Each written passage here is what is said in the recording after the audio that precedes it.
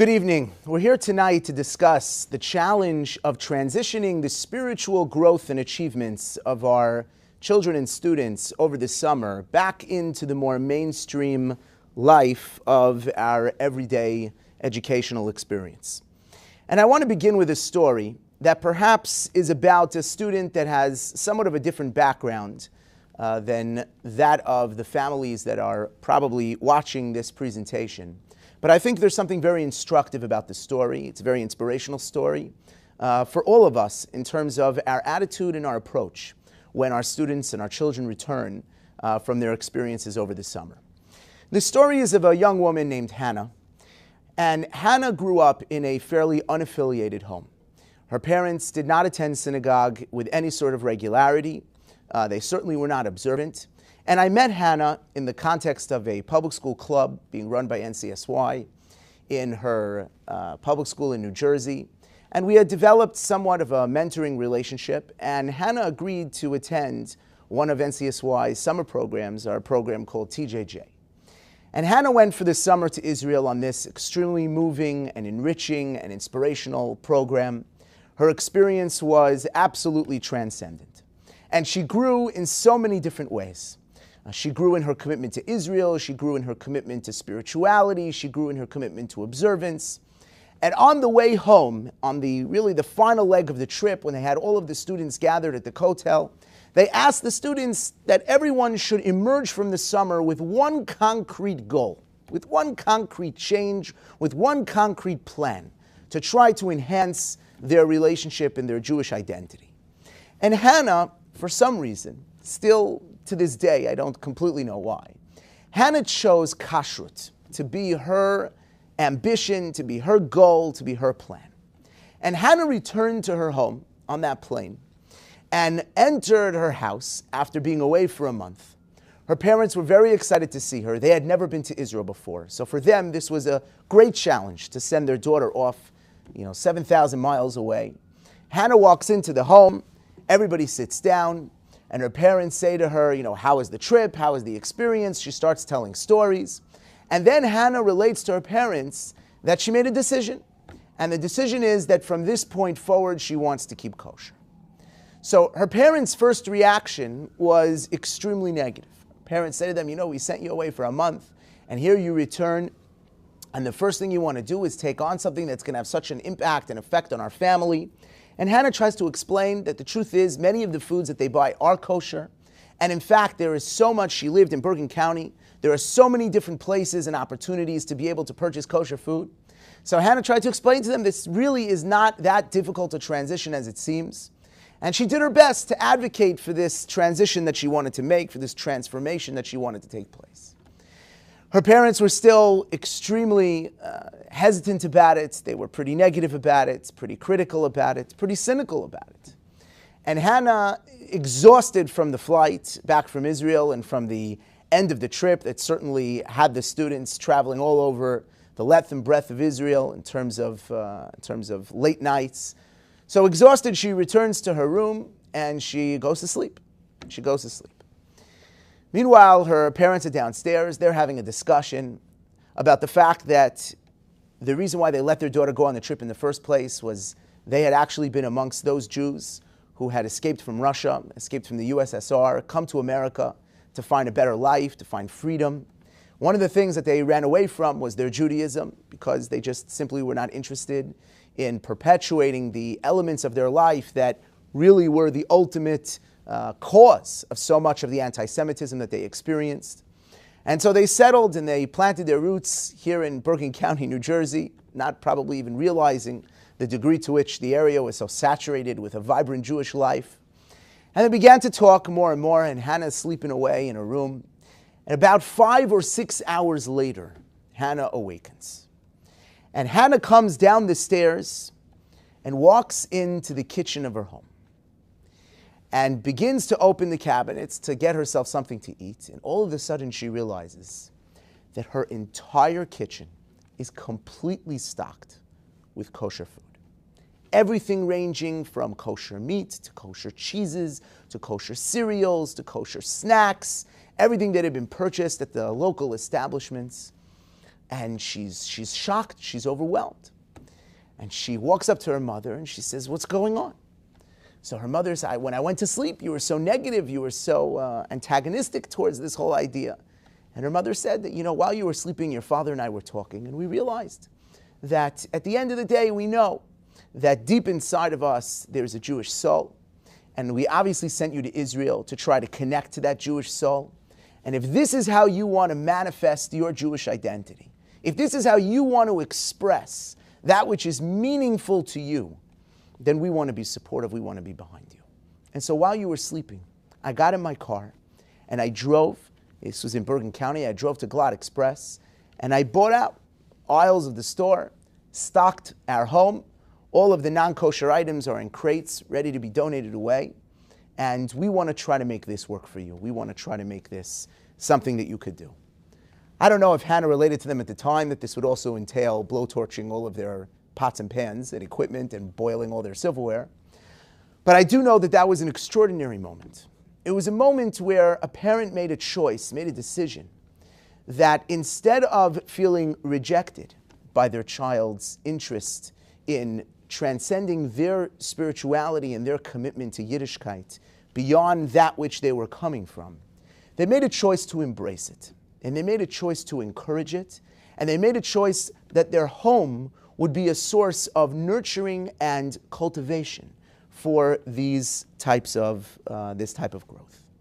And I think that even though most of our children will return from summer camp, or return from their summer experiences in Israel, in Europe, in the Catskills, in the Poconos, Pennsylvania, all throughout the United States and beyond, even though most of them will probably return with a less dramatic transformation than the decision to keep kosher in a non-kosher home, I think that if we are attuned to the fact that so many of our children, so many of our students are returning with a spark, are returning emerging from an experience that was transformative, that was edifying in terms of how they relate to their spirituality, I think we have to realize that when they walk through that door and they throw down their duffel bag and we tell them, don't even put the clothes away, put them straight in the wash, and we have those initial moments where they come running off the bus, those initial moments where they come home right before they go crash and go to sleep, and we just hear a little bit about what they were doing and what the experience was like. I think we have to recognize how precious those moments are. Because those are the moments where we are going to convey to them whether or not our disposition is to encourage and to support their spiritual and religious growth, or whether or not to some extent we feel somewhat threatened, we feel somewhat uncomfortable, we feel that there's somewhat of a dissonance between this renewed sense of passion that many of them return from their summer experiences with, and the general tone of spirituality that permeates our home.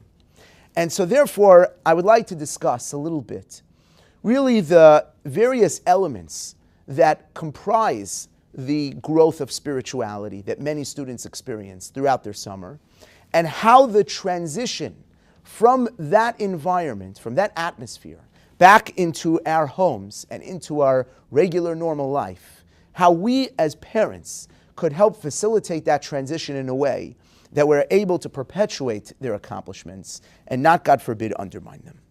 So I'd like to begin with a focus on the value of the home when it comes to the edification of spirituality. And I would like to share with you two quotes, both of them from a towering figure in the world of Torah, from Rabbi Yosef Soloveitchik. The first quote comes from the Rav's famous tribute to the Tolner Rebbetzin. And within that tribute, he says the following. And this is really the Rav emoting his connection to spirituality. We know that the Rav was just a phenomenal figure in terms of his Talmudic scholarship, in terms of his scholarship of philosophy, in terms of his intellectual accomplishments. We know that he was highly educated and really left a lifetime of legacy in terms of substantive, academic, both from a Torah scholarship perspective and a secular scholarship perspective, a legacy that is unparalleled in Jewish history. And so, therefore, I believe that this quote is particularly poignant in terms of us trying to reach into not the mind of the Rav, but the heart of the Rav. And the Rav says the following: most of all, I learned from my mother that Judaism expresses itself not only in formal compliance with the law, but also in a living experience. She taught me that there is a flavor, a scent, a warmth to mitzvos. I learned from her the most important thing in life is to feel the presence of the Almighty and the gentle pressure of His hand resting upon my frail shoulders. Without her teachings, which quite often were transmitted to me in silence, I would have grown up a soulless being, dry and insensitive. And we know that one of the most remarkable aspects of the Rav was this amazing balance of a highly emotional, introspective individual and a really towering, rational, penetrating, intellectual individual. And so what the Rav is basically telling us is that more so from any of the yeshivas that he might have learned in, from any of the rabbeim that he might have had throughout his lifetime, from his experiences sitting with his talmidim over decades at Yeshiva University, from his leadership experiences in Boston, at the end of the day, where is the source of our leader, Rav Yosef Soloveitchik Zatzal? Where is the source of his spirituality coming from?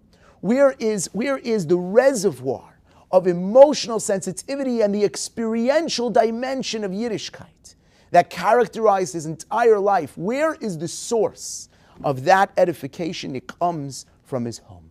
It comes from his mother. It comes from the environment that she created and the things that she said and didn't say to nurture that aspect of the Rav's life. And in addition, I want to share with you one other quote that captures the Rav's frustration with the inability to go ahead and perpetuate that dimension of Yiddishkeit within the framework of his classroom, within the structure and the regimented framework of the Rav's shir.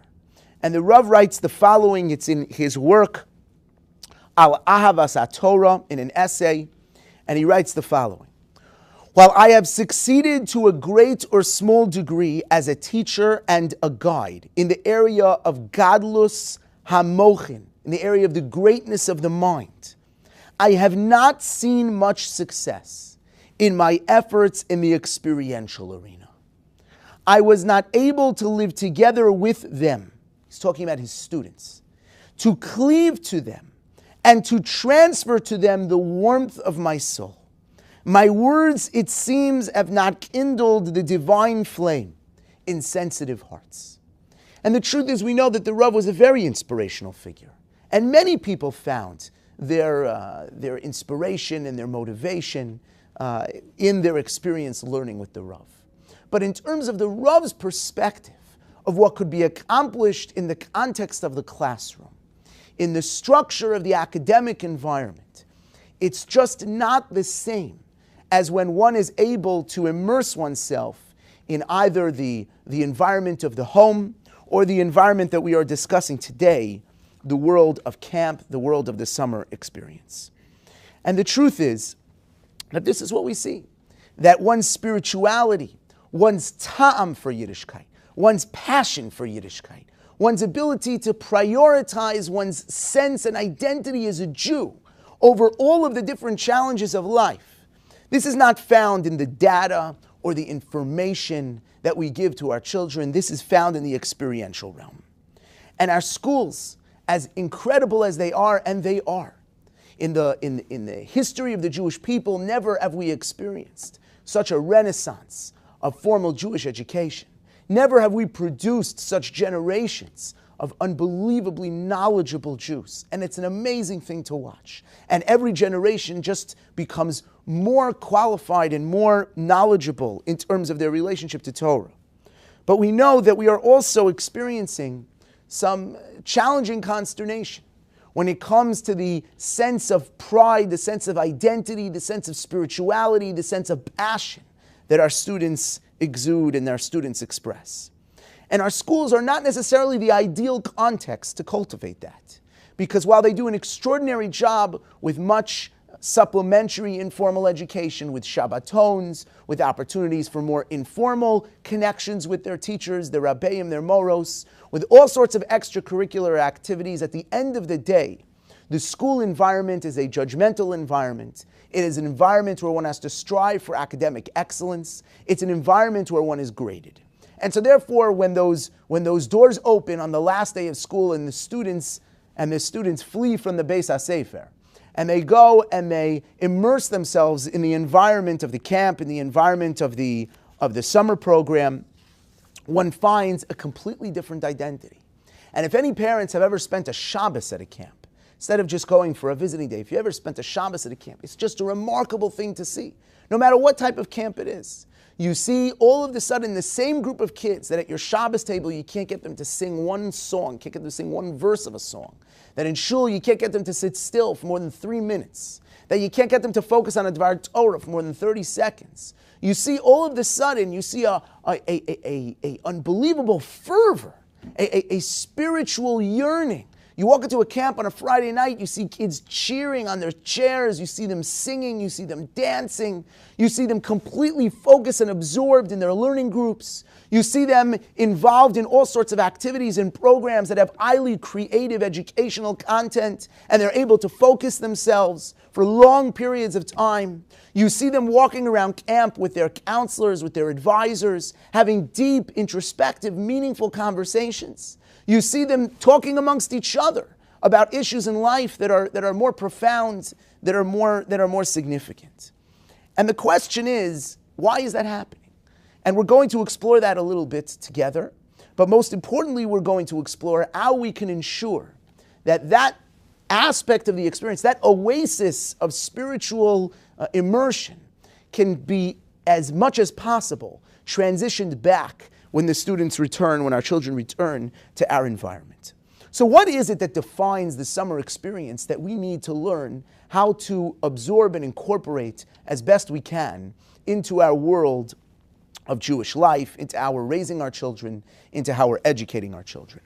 So number one, camps and summer programs focus less on religious achievement and more on religious growth. We're a very measured, metrics-based society.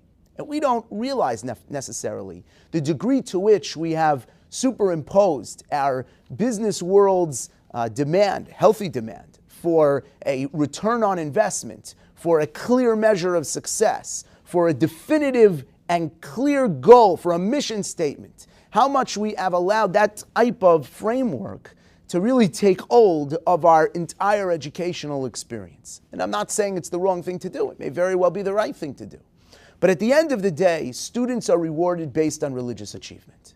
There's very little space in an academic environment or in our community in general to recognize the godless, to recognize the greatness of a student moving from not being interested in going to shul at all to being interested to going to shul for a half hour.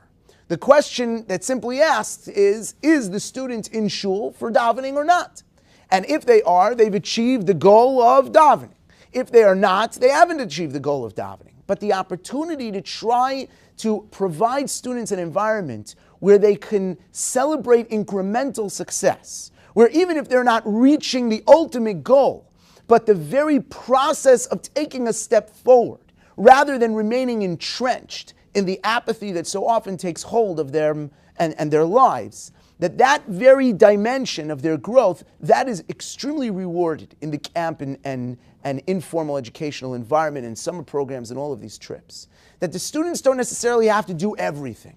That they're given the opportunity, and they're given opportunities in so many different modalities to be able to take a step forward, to be able to progress, to focus on religious growth, not just religious achievement. And we have to ask ourselves, to what degree, when they return home, are we able to fashion the environment in our home so that we are extremely supportive when the students not only accomplish something religiously, but when they take that step forward? Are we rewarding to that in terms of the reinforcement we give them? Are we rewarding to that in terms of the trust that we invest in them? That, sometimes they're not able to sit through all of shul, all of davening, it's too much. But when the kid asks to, let's say, they can't sit through all of Kriyas HaTorah, they're going to sit through one aliyah of Kriyas HaTorah, are we able to congratulate them, to support them, to give them a sense of accomplishment for going from 0 to 1, even though they haven't gone from 0 to 7? That doesn't mean the ultimate goal isn't 7. But the question is, are we able to validate the incremental success in such a way that they're motivated to keep going and they don't think that everything less than 7 is automatically a void? The second dimension of the summer experience that is extremely edifying to our youth, and certainly something that is distinguished from our world, is the focus on individuality. And that is the notion, like the Gemara says, Kishem shepartzuseim einon shavos, kach deosein einon shavos. Everybody looks different, everybody thinks different, and everyone has their own individual spiritual proclivities. Everyone has their own individualized spiritual dispositions. In camps and summer programs, in less defined and structured and regimented environments than the classic, school and shul environment, students have the opportunity to discover the aspects of Yiddishkeit that speak to them. Whether it's the dramatic presentations, whether it's the music, whether it's the singing, whether it's the more camp-wide experiences for those who are traveling, whether it's the experience visiting Poland, whether it's the connection to Israel, whether it's the more physical experience of just traveling the land and hiking, whether it's the more spiritual moments of visiting various Makomos Kedoshim. But students have an opportunity to be presented with a myriad of spiritual experiences from which they can choose and select that which speaks to them. And the question is, when they return and we are trying to now absorb them back into the reality of the world, are we attuned, and we'll discuss this a little bit more soon, are we attuned to the discoveries that they may have made within themselves about their own particular individual spiritual dynamics that may be really revealing an extremely core piece of information in helping them cultivate a more spiritual personality? The next aspect that a camp and a summer program will give a student, will give our children, is what I call the notion of religious maturation, which is that we all know that from when our children are very, very young, we essentially habituate them to much of their religious observance. I have a 3-year-old daughter who, of course, now that she has achieved the high level of mature thinking of 3 years old, she's clearly ready to begin washing her hands for hamotzi. So what do? We do the same thing that everyone does. You hold the kid over the sink, whether they're screaming or not screaming.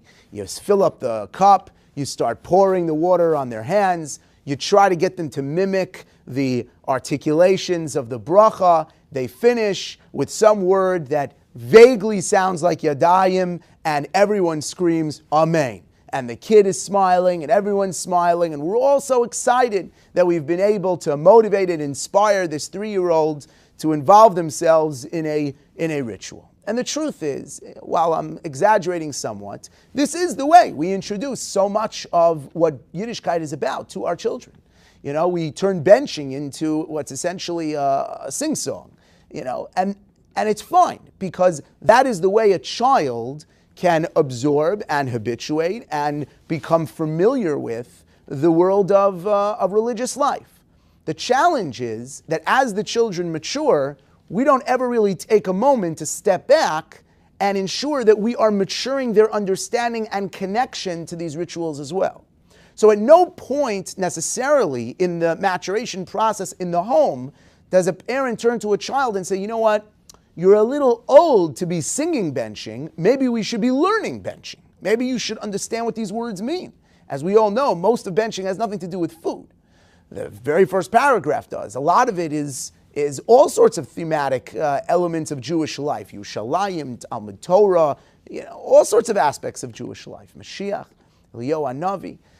So, and that is true about many aspects of their religious observance. We teach them to daven essentially by presenting them at a point in their life where there's no way they could possibly understand all the words that they're saying. And then the question is, do we ever return to those elements to try to make sure that before they become cynical and uninterested and bored and turned off, that before that happens, are we sort of catching them again at those transition points, which is very hard for a school to do because many students go through those transition points at different times. Certainly boys and girls go through those transition points at different times. And every individual hits those transition points at different times, which is why it's so critical for the home to be so much of a source of this. And therefore, it's also critical that we ourselves as parents are familiar with the reasons why we do things, with the meaning behind what we're doing, with what's going on as part of religious life, so that we can introduce these higher levels of thinking to the students. In the camp environment, in the summer program environment, very often students are given, for the first time, all it's revealed to them a lot of the underlying reasons and explanations and what's the motivations behind so many of the different aspects of Yiddishkeit. And that is definitely something to incorporate as we bring them home. The next component that's extremely important and is very, very significant in terms of their spiritual growth over the summer is the value of mentorship. And that is that we all know, especially as kids get older and enter the adolescent phase of their life, the preteen, teenager phase of their life, they are naturally, and this is a healthy thing, beginning to individuate, beginning to assert their independence, and that creates a normal response of some sense of dissonance with the nature of authority. And so authority figures in the world of a teenager become somewhat hostile to their equilibrium. And the truth is, it could be a rebbe, it could be a teacher, it could be a principal, it could be an advisor, it could be a parent. But we all know that there are very often children will find things to do that almost go out of their way to frustrate an authority figure.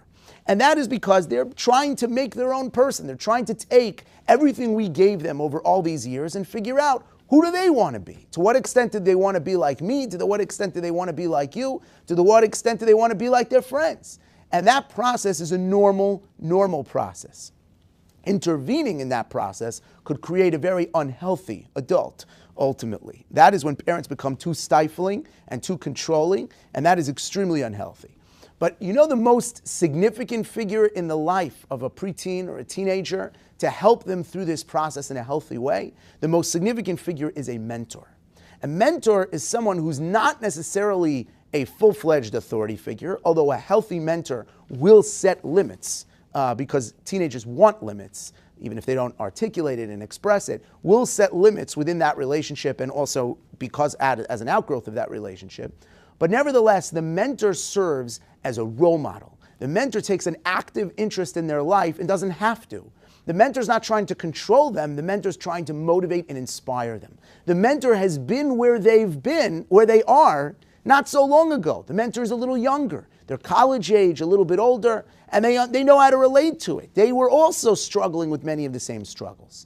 And we can't underestimate the value of the relationship that develops between the students and their counselors, the students and their advisors. And the question is whether or not we can find opportunities and ways when they return to perpetuate these mentoring relationships. And sometimes that entails us as parents making that a priority, whether it's their counselors in from out of town and making sure our schedule is such that they can connect back to them, whether it's encouraging our students to, in a vacation opportunity, to be able to go and visit them.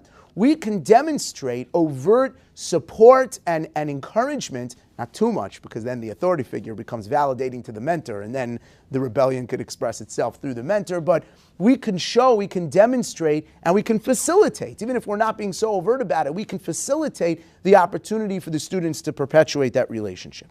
The next thing that their students are getting from these environments, and this is probably one of the most significant factors in the ability of camps and summer programs to create a more spiritual atmosphere, is they are really in an oasis that has shielded them from much of the world of cynicism. The programming, the tone of camp is one that is kulo positive. I mean, if you've ever spent time at camp, things that people would mock in any other environment, people standing up on chairs and cheering, we've got ruach, yes we do, we've got ruach, how about you? People, just dressing up in absolutely absurd ways, all sorts of thematic days, all sorts of interactive programming. On summer programs, there are countless examples of this. They really work extremely hard to create an atmosphere that is devoid of cynicism, that expels mockery. Even the humor that is incorporated in camp tries extremely hard to make sure that cynicism is not an underlying component of it. And that's one of the reasons why students begin to open up, because we don't appreciate how much mockery and cynicism really removes from the chance for them to take a step forward. If a youngster feels, if a teenager feels, or a preteen or an adolescent feels, that by them making a choice one particular day to try to invest a little bit more in their focus on tefillah, to try to be a little bit more serious about the singing at a Shabbos table, about taking Shabbos seriously, about going to a shir or learning, if they know that that's going to be greeted with a sense of mockery and cynicism, why, you're becoming so frum, you're becoming there, your tzitzis are out, if they know that that's going to be the reaction, that has a very big impact on them. Because if there's one thing that teenagers do, is they define themselves based on what everyone else thinks. And they know that if everyone else thinks what they're doing is insignificant, is unimportant, is not cool, then that's going to detract from their motivation to do it. So when the students return, that's a very big component. We'll look at that soon as well. And finally, the final dimension that I think is important to keep in mind is many of our students, many of our teenagers, they have a lot of questions about fundamentals of Judaism. They have a lot of questions about life that we don't really get to. Sometimes we don't get to them because it's just not the nature of our relationship with them. Sometimes we don't get to them because we avoid them, because we don't know how to present them to a youngster. And sometimes we don't get to them because we ourselves are unsure about the answers to these questions. But in these environments, in the camp, in the summer program environments, very often, students are given the opportunity to really be able to expand their horizons in terms of their questions, their criticisms, their general inquisitiveness about why we do what we do, how we know there's a Ribono Shel Olam, how we know the Torah is true, why do we have to listen to the rabbis, why all these restrictions, why so many details, does God really care about whether or not I'm texting on Shabbos? All these questions that really are fermenting within the hearts and minds of our teens and our adolescents. A lot of these are able to be addressed in the context of a more informal atmosphere. Students feel less threatened to pose these questions, that there'll be some sort of heretical, characterization of them. The famous quote from Rav Volbe, that there are no heretical questions, there are only heretical answers. And that's an important factor in what contributes to the growth of these students. I want to share with you a study that was done by the American Camping Association, not a Jewish organization, the American Camping Association. And they obviously are extremely interested in advocating for the value of summer camp, summer experiences. And so they commissioned a study to try to determine the degree to which campers grow in their appreciation for and expression of the values and ideals that camps are trying to instill as a result of the program, and the degree to which they grow in spirituality. They actually measured these two things separately. The first study was on the questions of values and ideals, and the second was on spirituality. And I thought that the response, that the conclusions of this study were fascinating, and I leave them to you to kind of interpret, but I'll tell you my own spin. Regarding values, when they asked a large group of campers before camp and after camp, did you experience a change in the thoughtfulness that you have towards how you make decisions relative to the value system that we are trying to instill? The campers reported no change. Campers said no. Campers said, the same way I made decisions before camp, I make decisions after camp. However, when they asked the parents, do you notice a change in your children's patterns of analysis and thoughtfulness and consideration in how they make choices from before the summer experience and after the summer experience? The parents said absolutely yes, no question. So that dissonance is in need of explanation. On the second front, on the front of spirituality. So they asked the campers and the parents the same thing. And here's what's interesting. Both the campers and the parents reported a growth, a tangible growth, self-reported, a tangible growth in spirituality, however that's defined for everybody, from the beginning, from the pre-camp experience to the post-camp experience. The campers said, even though we don't make decisions differently in terms of our values, we do feel more spiritual after this summer experience than we did before the summer experience. And the parents report that the students feel more spiritual at the end of the summer experience than at the beginning of the summer experience. But then they ask the same question 6 months later, 6 months after camp.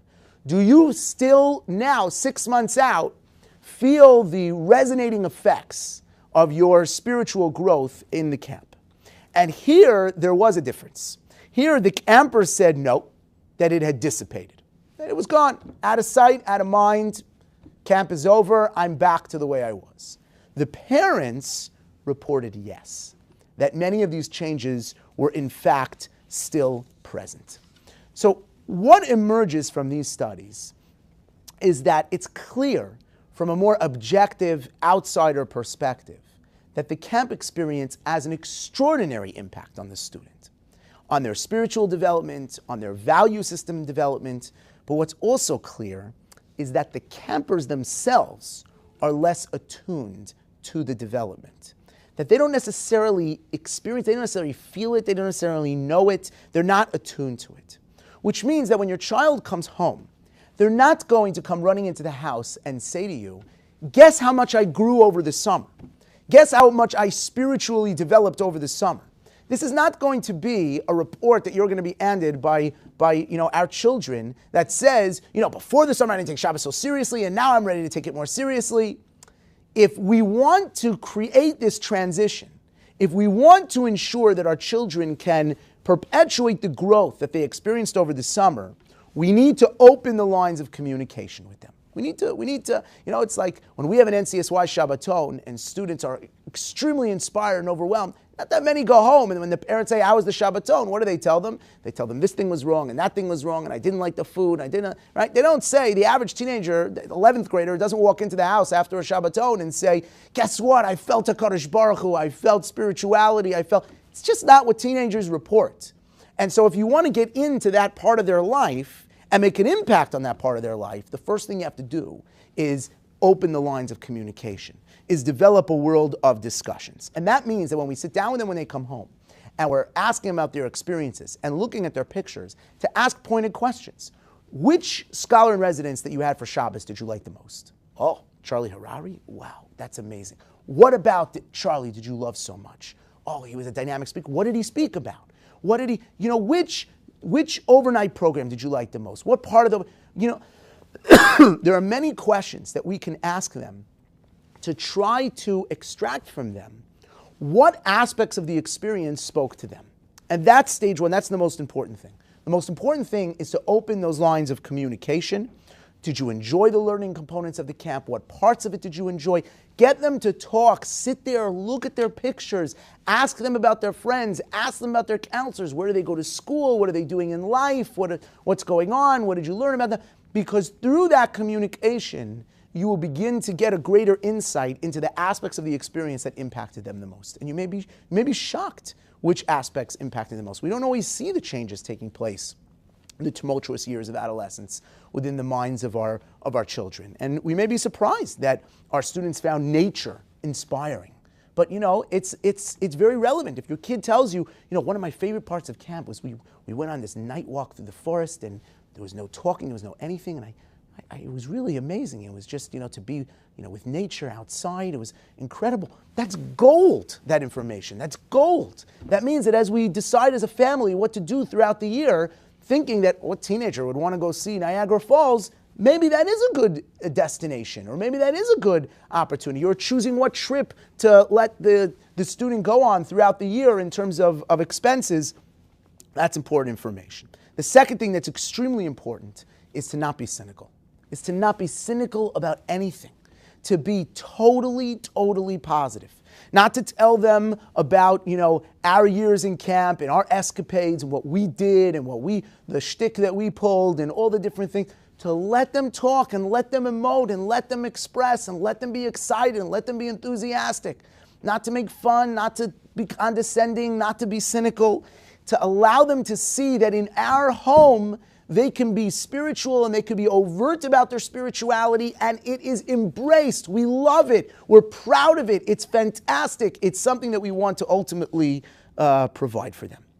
And the third thing is to try to isolate the aspects of this, we spoke about a little bit before through the discussions, to try to isolate the aspects of spiritual growth that were significant to them and create opportunities for them throughout the year that engage those. So if the student says, my most exciting part was when the group of developmentally disabled children came to visit our camp and we ran a program with them, I never realized what it was like to work with students like that, with children like that. It was really great. That is gold. That means that we should be picking up the phone and finding out how we can get our students more involved in Yachad or Ask or Beis Ezra or any of these types of programs. That is an opportunity to know what it is that's meaningful to them. If they found singing meaningful in large groups, we want to make sure that our kids go to Shabbatons and experiences that provide for that. If they found Israel something very, very resonating to them, particularly, so that we want to find youth programs that focus their programming around Israel. We want to get in touch with the individuality and the dispositions of our youth and provide for them throughout the year. What the summer gives us is an insight into what it is that they want, that they need, that's meaningful to them. And we want to provide throughout the year opportunities to nurture that. And that is really ultimately our goal. And I would be remiss if I didn't just end with one important element, and that is that at the end of the day, any discussion about spirituality, any discussion about ruchnius, about enabling our children to find more passion and enthusiasm in Judaism, at the end of the day, our kids will never be more spiritual than us without the intervention of someone else. And that's important to know, because we are the model. We are the ones that create the normative standard and expectations in our home. How we comport ourselves relative to our own spiritual growth. And it doesn't mean we have to walk around being gedolim in spirituality. But we do have to walk around concerned about spirituality and growing in spirituality.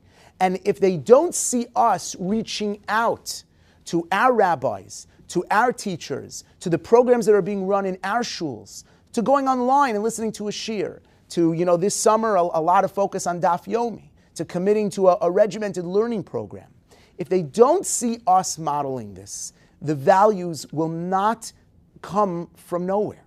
The only way that the student will grow is if they go and attain those values from someone else. And I don't know about you, but my goal in life is for all of the different individuals that are involved in my children's education to be partners with me in raising my children with the value system that I believe in.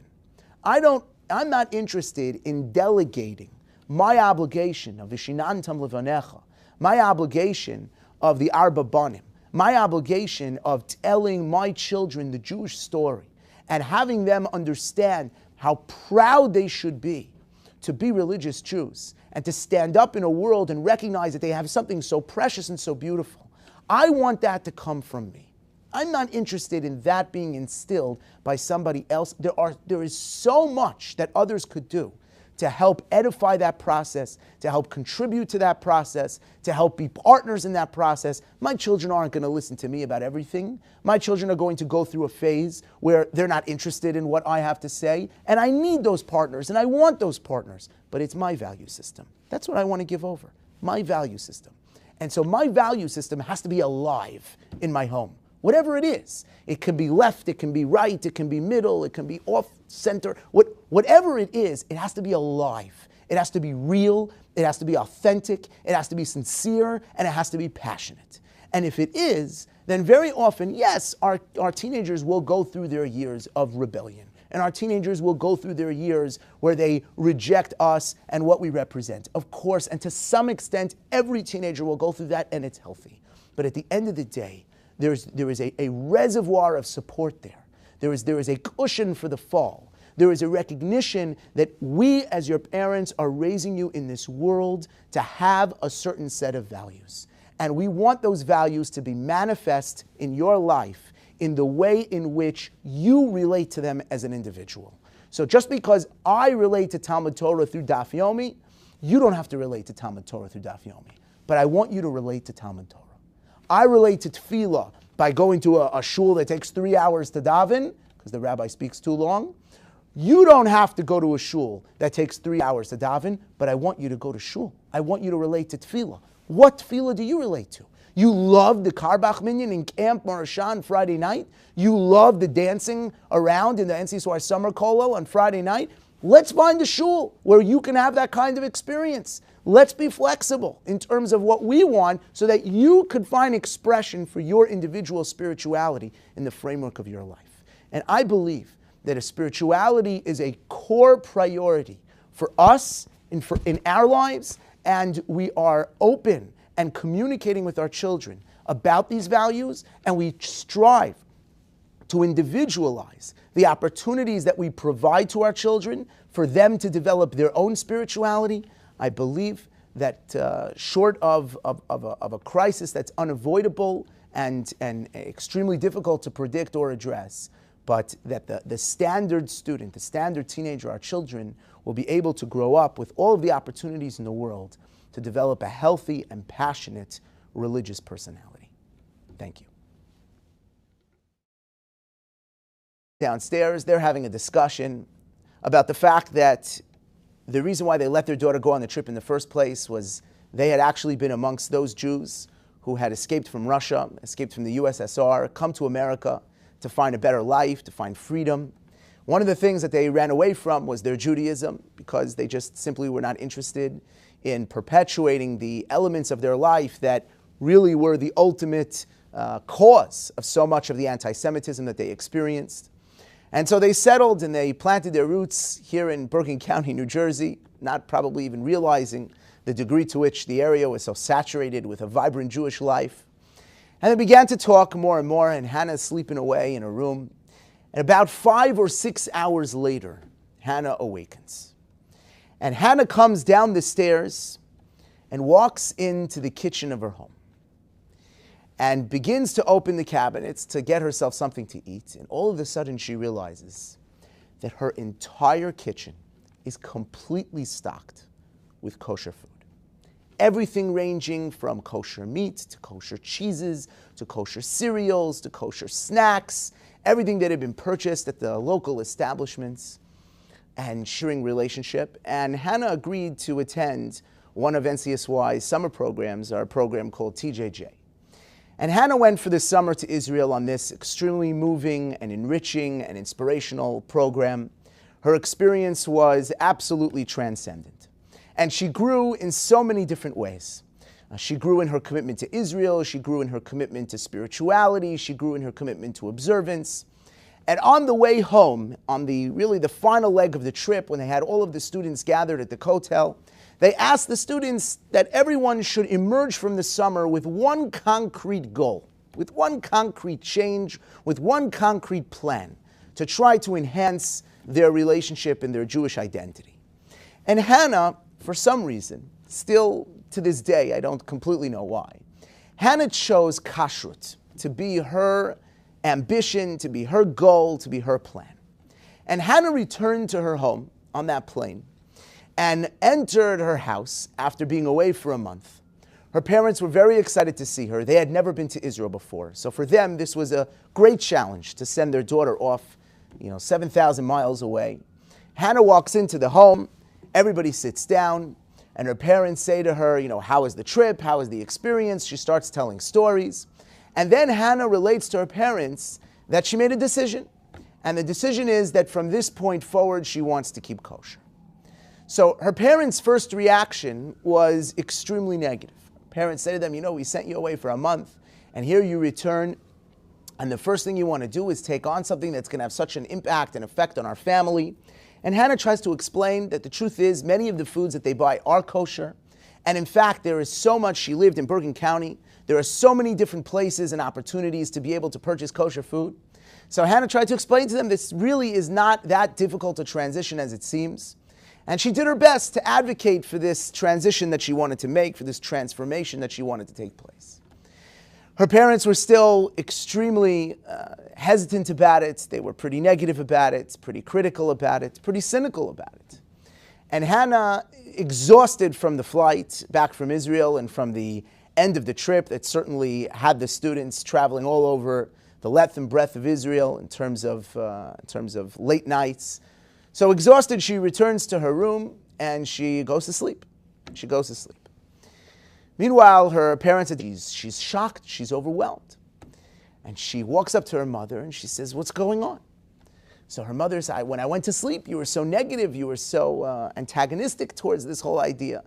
And her mother said that, while you were sleeping, your father and I were talking, and we realized that at the end of the day, we know that deep inside of us, there's a Jewish soul. And we obviously sent you to Israel to try to connect to that Jewish soul. And if this is how you want to manifest your Jewish identity, if this is how you want to express that which is meaningful to you, then we want to be supportive, we want to be behind you.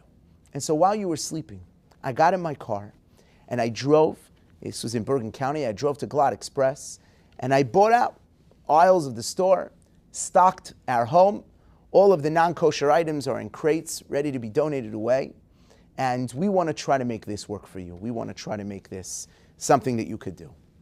I don't know if Hannah related to them at the time that this would also entail blowtorching all of their pots and pans and equipment and boiling all their silverware.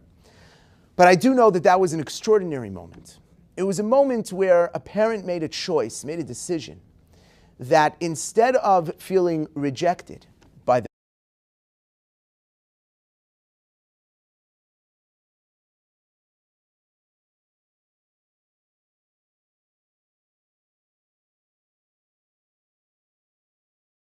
Good evening. We're here tonight to discuss the challenge of transitioning the spiritual growth and achievements of our children and students over the summer back into the more mainstream life of our everyday educational experience. And I want to begin with a story that perhaps is about a student that has somewhat of a different background than that of the families that are probably watching this presentation. But I think there's something very instructive about the story. It's a very inspirational story for all of us in terms of our attitude and our approach when our students and our children return from their experiences over the summer. The story is of a young woman named Hannah. And Hannah grew up in a fairly unaffiliated home. Her parents did not attend synagogue with any sort of regularity. They certainly were not observant. And I met Hannah in the context of a public school club being run by NCSY in her public school in New Jersey. And we had developed somewhat of a mentor